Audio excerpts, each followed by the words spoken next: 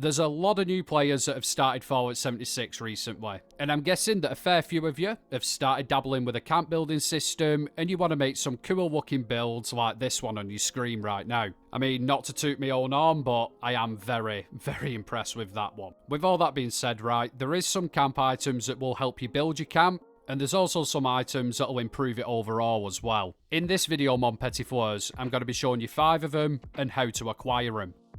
Right, okay then, the first and most important camp item that you can get, in my opinion at least, is the Flamethrower Trap, aka the Birdie Boy 1200. This is a key item for anybody who wants to start taking camp building to the next level. If you want to hide an item inside of another one, no problem, just use the Birdie Boy. If you want to do some mad roof creations, again, just pull out your Flamethrower Trap. If you want to put things where they shouldn't be, just like a gerbil, again, the Flamethrower Trap is your best friend. There is a lot of legwork involved in getting this, right? You have to do some of the stories and some of the quest lines. However, like I say, trust me, it is more than worth it. To start your adventure off, go over to Charleston Fire Department and search the Overseer's cache. This will start a quest called Into the Fire. Once you've completed that, you will then have the option to start another quest called The Missing Link. This quest will send you to somewhere called Top of the World. You'll speak to a raider robot called Rose, which, funnily enough, will start another series of quest lines.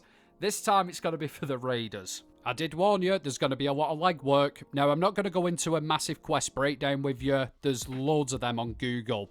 The only thing I will say is you're going to have to complete every Free States quest line and every raider quest line. When you go to somewhere called Abby's Bunker, you know you're onto a winner. Now, if memory serves me correct, once you've completed a particular quest called Coming to Fruition, that's part of the quest lines that you'll be on anyway, you should get your Flamethrower Trap.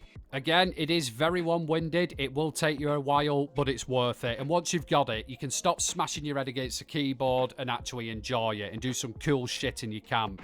Alright then, so the next item I'm going to share with you is the catwalks. Now, these are actually Atomic Shop, but don't crucify me yet, right? Just don't. While these actually cost real life money, if you don't want to do that, you can actually just work your way up through the scoreboard or season, whatever the bloody hell they call it now. You will have enough to afford the catwalks. They're relatively cheap, so yeah, it's up to you really. Either just buy them outright or do a little bit of grinding for them. Okay, so what actually makes catwalks special, I hear you ask? Well, it's actually quite simple. You can do some crazy stuff with them. It makes camp building so much easier in certain situations. If you want to offset some wall pieces, like I've done here.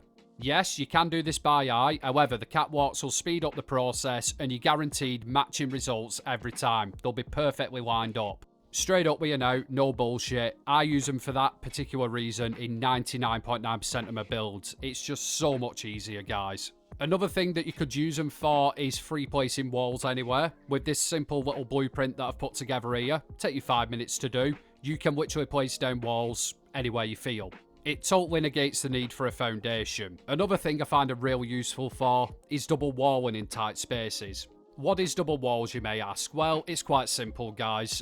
If you wanted to put wallpaper on the outside of your house, but also have it on the inside, that's what double walls is, effectively. Most of the time you can use a foundation, but if you're struggling to get a foundation down or you're right on the edge of your build zone, sometimes you can get a catwalk in there and you can do the same thing with it.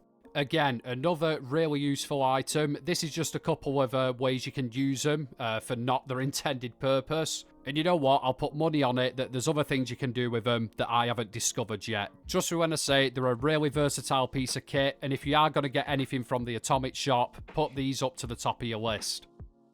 Item number 3.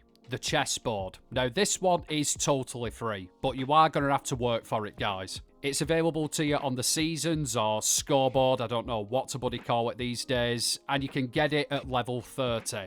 I do believe. It's around that mark. Can't 100% remember. Have a look for yourself. Now, I bet some of you are thinking, why the bloody hell would I want a chessboard? I don't even play chess. Well, despite its name, it's not actually a chessboard, it's a display item. But not just any display item. This little bad boy will allow you to place down junk items in your camp. So, for example, if you wanted a table full of dinner plates and knives and forks, The chessboard will let you do it. Now, this is actually a very new item that's been added to the game. 76 isn't like Fallout 4. You can't just drop junk down on the floor and display it. This chessboard is the only way that you can do it. Well, permanently at least, anyway. It's a really cool item. It'll add an extra level of immersion to your camp once you start filling the place up with junk. And the best bit about it, guys, it's totally free. Camp item number 4. The Utility Box Fusion Generator. Yeah, this one's another Atomic Shop item, but again, like I said before, work your way up through the scoreboard if you don't want to spend real money, and you'll unlock the atoms to buy it. You could even do the challenges that are under this menu here. That'll give you some atoms as well. Anyhow, I digress, yeah? This item is better than any other generator for one pure and simple reason. Rather than having to attach a wire to everything from said generator, this gives off power in a radius. Now, this doesn't sound fantastic, however, when you start putting down enough items that require power, it looks like Spider-Man's come in and cummed all over your build. There is that many wires everywhere. It's a nightmare. Yes, you can manage them and make them look a bit neater, but with this, you don't have to. Once you've placed this down, any item that is within its radius that requires power, that goes for lights as well, will indeed have electricity going to them. This is actually a really handy item to have. It'll tidy up your camp when it comes to wiring. It actually looks good in itself, especially for immersive builds. And if for some reason you do like the appearance of wires, you can still attach one to it as well. Okay, so we come to our final item, and it is one of the most important, the pressure plate. This item is essential if you want to do the merge glitch. And what is the merge glitch, I hear you asking? Well, it's quite simple. The merge glitch basically allows you to, well, funnily enough, merge items together.